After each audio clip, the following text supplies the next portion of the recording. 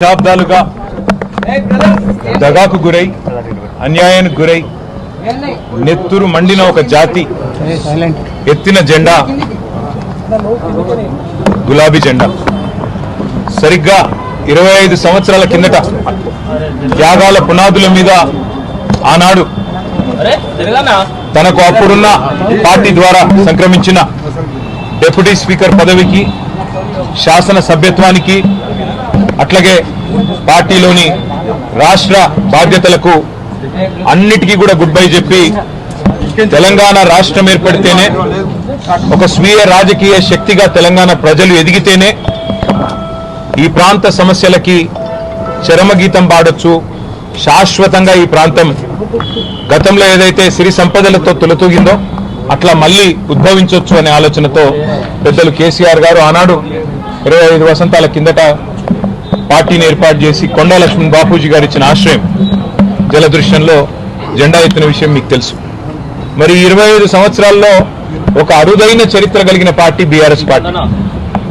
మొదటి 14 ఏళ్లు తన పోరాటంతో తెలంగాణ ప్రజలను ఐక్యం చేసి తెలంగాణ జాతిని మొత్తంగా ఎక్కడికక్కడ లక్షల సంఖ్యలో సమీకరిస్తూ వారికి తెలంగాణ రాష్ట్ర ఏర్పాటు ఆవశ్యకతను బోధిస్తూ అంబేద్కర్ గారు చెప్పిన విధంగా బోధించు, సమీకరించు, పోరాడు అన్నట్టుగా అడుగడుగున పోరాటాలు చేస్తూ ఢిల్లీ మెడలు వంచిన పార్టీ ఈ గులాబీ జెండా పార్టీ, ఈ బీఆర్ఎస్ పార్టీ.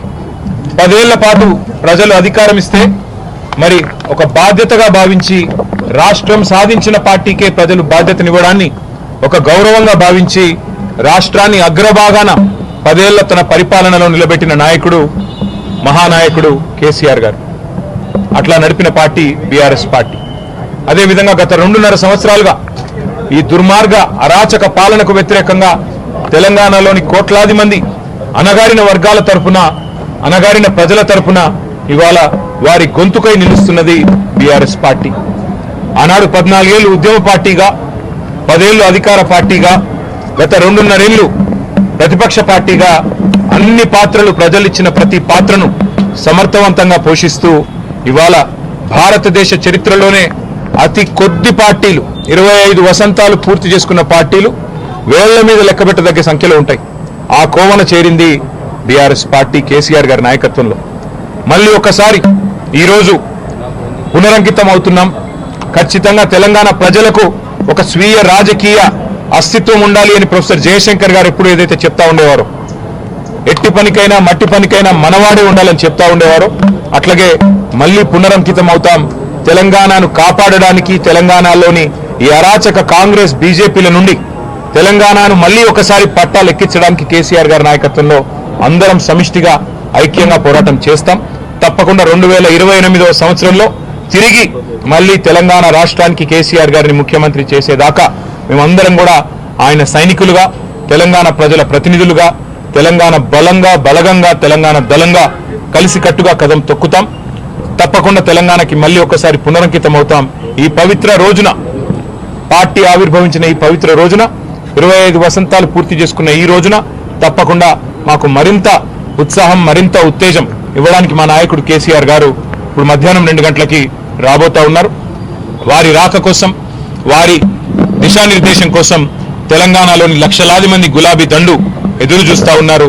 ఈ సందర్భంగా వారికి కూడా నేను హృదయపూర్వకంగా 25 ఏళ్లుగా ఎత్తిన జెండా దించకుండా పోరాడుతున్న ప్రతి కార్యకర్తకి, ప్రతి నాయకుడికి, ప్రతి అభిమానికి, ప్రతి కేసీఆర్ సోదరుడికి, సోదరికి, సోషల్ మీడియాలో కూడా మా తరపున ఉధృతంగా పనిచేస్తున్న సోషల్ మీడియా వారియర్లకు, మాకు అండగా నిలబడ్డ జర్నలిస్టు మిత్రులకు, కవులు, కళాకారులకు, ఉద్యమంలో మొదటి నుండి ఆయువు పట్టుగా నిలిచిన మా విద్యార్థి సోదరులకు, అట్లాగే తెలంగాణ సాధనలో కీలకంగా పనిచేసిన ఉద్యోగులకి, అట్లాగే తెలంగాణ సాధనలో కీలకంగా పనిచేసిన మా న్యాయవాద మిత్రులకి, ప్రతి వర్గానికి, సబ్బండ వర్గాలకు, సకల జనులకు శిరస్సు వంచి ఇవాళ తెలంగాణ సాధనకు తోడ్పడ్డ ప్రతి ఒక్కరికి, కేసీఆర్ గారితో నడిచిన ప్రతి ఒక్కరికి హృదయపూర్వక వినమ్ర ధన్యవాదాలు తెలియజేసుకుంటూ ఈ సందర్భంగా మళ్ళీ పునరంకితం అవుతూ పునరుత్తేజంతో ముందుకు పోతామని తెలియజేస్తాం.